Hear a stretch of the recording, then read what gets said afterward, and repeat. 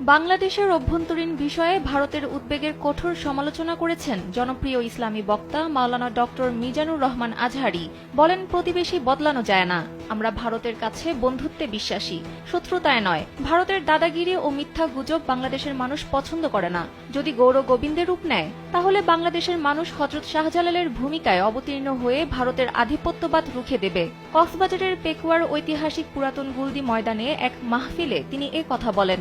Doctor Azhari বলেন, বাংলাদেশ অসাম্প্রদায়িক দেশ। এদেশে পূজা পার্বণে মাদ্রাসার ছাত্ররা মন্দির পাহারা দেয়। এছাড়া চট্টগ্রামে অ্যাডভোকেট আলিফ হত্যার পর গোটা বাংলাদেশ ধৈর্যের পরিচয় দিয়েছে। তিনি আরও বলেন, ঐক্য হচ্ছে দেশ ও জাতির উন্নয়ন অগ্রগতির ভিত্তি।